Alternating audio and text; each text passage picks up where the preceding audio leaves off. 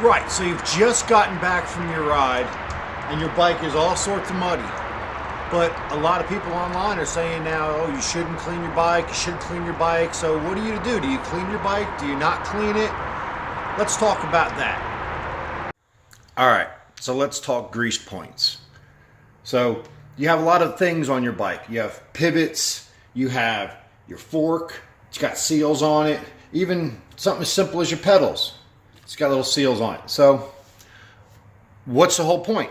You wash the bike and you're pushing dirt in there. That's what a lot of the arguments are, is you're just going to work grease and stuff out of the components and you're going to work in water and grit. So that sounds like a decent argument to not wash your bike. You figure everything's already kind of crusted around and you've done all your damage already. Why take a chance of causing further damage, right?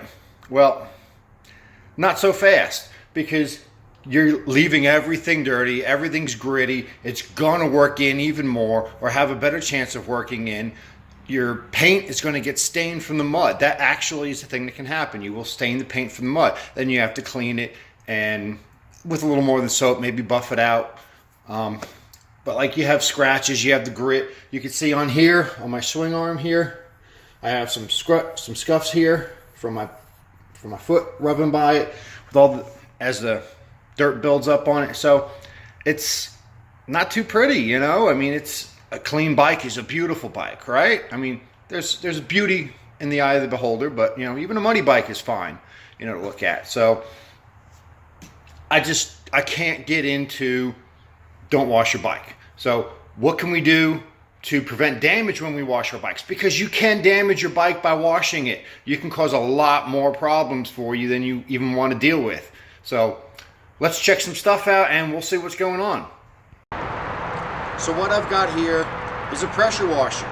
It's the one for the pressure washer.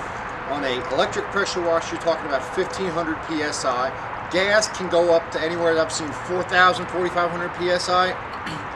That's not only going to push all the grease out of your bearings, push the dirt into your bearings, but it could also strip your paint and definitely your stickers off your bike. So you put all this time and effort in caring for your bike and lubricating everything and spend all this money on your bike.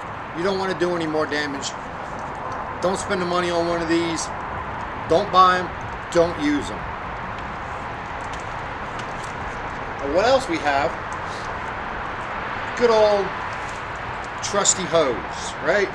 So you have a straight stream, provides the most pressure, the most pinpoint.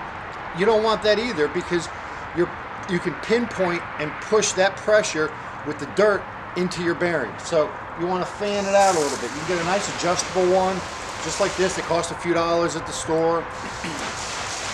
And this basically is like leaving your bike out in the rain kind of thing. It's just gently going to wash off all your muck and everything.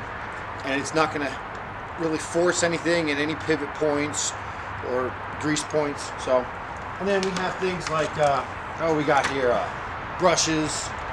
Brushes aren't bad. Lightly go over the bike with the brush, especially on your chain. You need to knock off all the grit and grime that's built up, any grease that's really just starting to congeal and get nasty on it. Cleaners, stay away from things like Castrol Super Clean or Purple Power, because that's going to strip off any finish on your paint, and some of the stuff can even discolor your paint, and you don't want it to work its way in any grease as well, because those are really super concentrated cleaners. What I like to use is a nice car wash, right? I mean, they make different products, Muck Off for example, but something like this, it's just a car wash.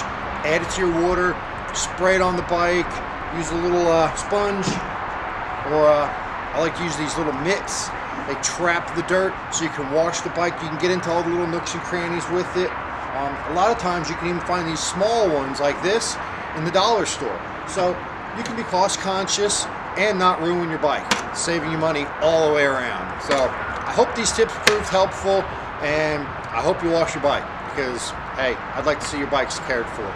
So give this video a thumbs up, subscribe to my channel, and if you want, hit that bell icon and you'll be notified every time I come out with a new video. Take care and keep riding.